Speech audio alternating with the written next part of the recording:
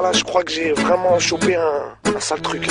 Un virus, ça vous chatouille, ça vous gratouille, c'est-à-dire Encore pire que la cage, le virus hexagonal, la fièvre coloniale, sexiste et libéral, allergique aux musulmanes, aux SDF et aux tziganes. Eh ouais camarade, je suis français mais je me soigne. Encore pire que la cage, le virus hexagonal, la fièvre coloniale, sexiste et libéral, allergique aux...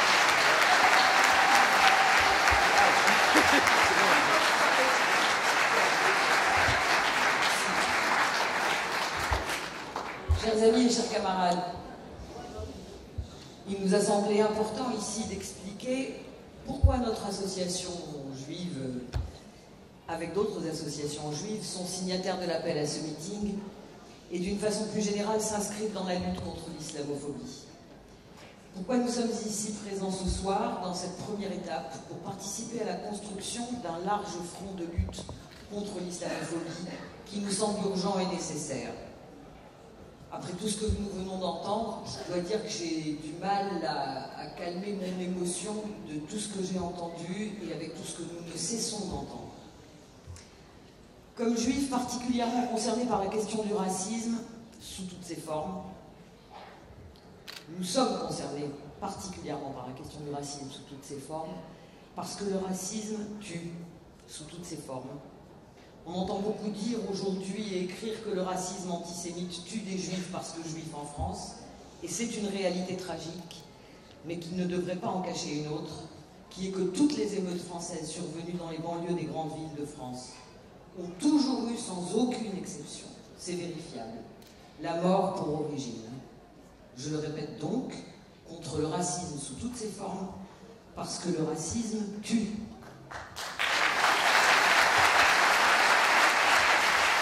Le racisme annule aussi toute différence dans les groupes qu'il vise, les réduisant en général à un caractère unique, celui dont ils ont besoin. Comment accepter qu'une collectivité de près de 600 000 juifs, par exemple, ou de 5 à 6 millions de musulmans, par exemple, puisse n'avoir qu'une parole uniforme et identique, puisse n'être assignée qu'à une seule caractéristique? Cela permet de favoriser des assimilations nécessaires au développement du racisme. Juif égale soutien d'Israël et de sa politique quelle qu'elle soit, arabo-musulman, antisémite, parce que soutien de la Palestine, par exemple. 3 éléments sont à prendre en compte pour comprendre la résurgence ou l'évolution du racisme en France autour de ces questions. Certains ont déjà été traités et je vous en ferai l'économie. Une situation post-coloniale qui s'ignore, la vague néo-conservatrice qui nous traverse avec ses valeurs guerrières de domination, de ségrégation et de racisme orienté contre l'islam, et la crise économique et sociale dans laquelle l'Europe et la France en particulier s'enfoncent, notamment à cause de sa gestion néolibérale. Ces 3 éléments convergent et se conjuguent pour ostraciser les populations postcoloniales de ce pays. Les délits de faciès et le délit des noms, s'appeler Mohamed ou Amadou, Fatima ou Fatou, vous enferme aujourd'hui dans le ghetto mental d'un post-colonialisme qui s'ignore. Nous avons aussi voulu croire que le colonialisme et ses crimes commis loin de la métropole s'étaient terminés, refusant de voir comment le post-colonialisme continue de travailler notre société en crise, avec une majorité de juifs comme une majorité de musulmans, issus des mêmes colonies. Là où à l'époque la puissance coloniale divisait entre les populations juives et musulmanes pour mieux régner, comme si ça ne continuait pas maintenant.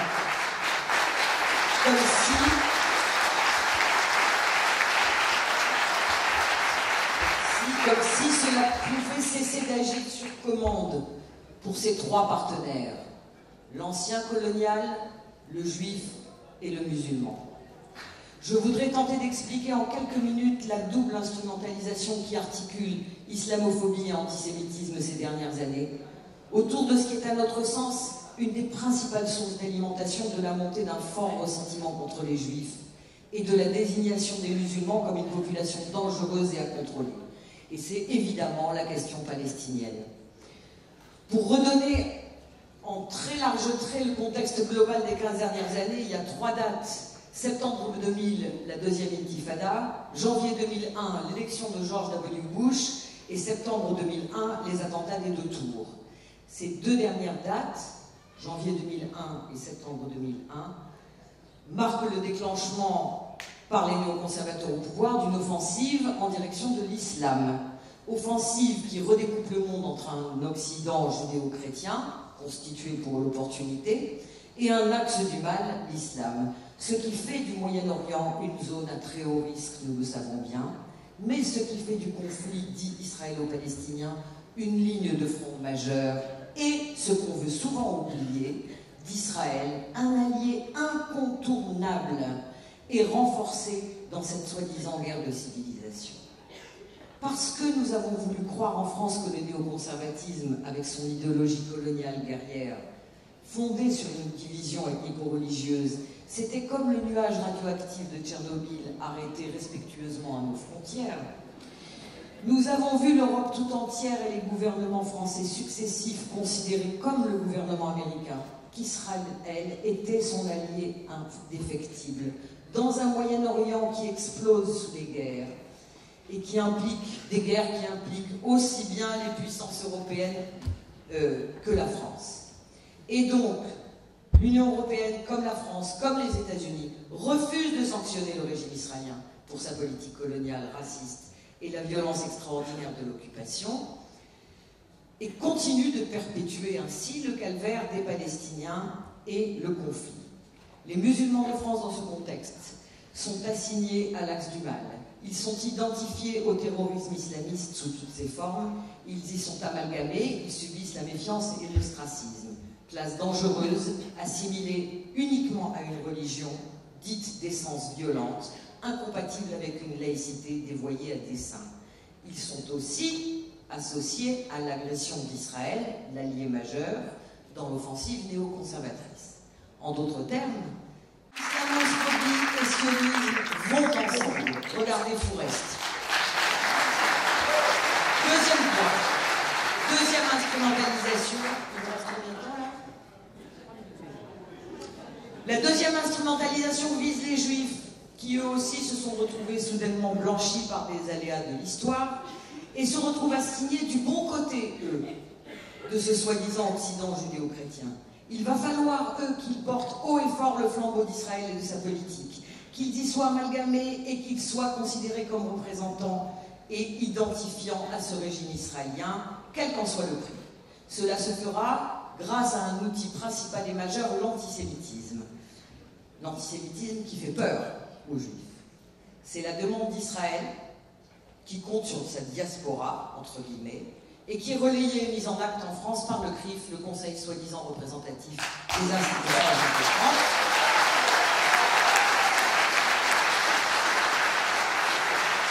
et qui est soutenu par tous les gouvernements français depuis 2000. Ils sont donc les Juifs à la fois exposés et mis en danger, mais avec une protection de l'État assurée, affichée même, qui pourrait être considérée comme normale. Toute population en danger devrait être protégée par l'État, mais là, cette protection se fait contre une autre population qu'elle désigne. En d'autres termes, d'un côté, les musulmans sont muselés sur la Palestine, toute critique politique leur est interdite et elle est requalifiée comme antisémite, ce qui signifie qu'antisionisme est assimilé à antisémitisme. Depuis 2004 et le rapport Ruffin, on veut pénaliser l'antisionisme comme une forme d'antisémitisme, et je suis prête à parier malheureusement que ça va être une grande bataille.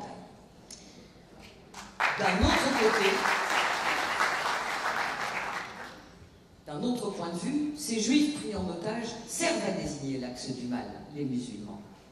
Chaque fois qu'ils sont attaqués comme représentants d'Israël, c'est l'équation juif égale sioniste, avec son corollaire antisionisme égale antisémitisme, qui est renforcé, et donc le mot d'ordre d'Israël lui-même, qui est respecté et suivi. Et si les Juifs se sentent en danger et ils ont un refuge prêt à les accueillir en Israël, précisément, en d'autres termes, le piège est refermé, les Juifs n'ont qu'à prendre la porte et quitter leur pays pour celui qui est censé les accueillir.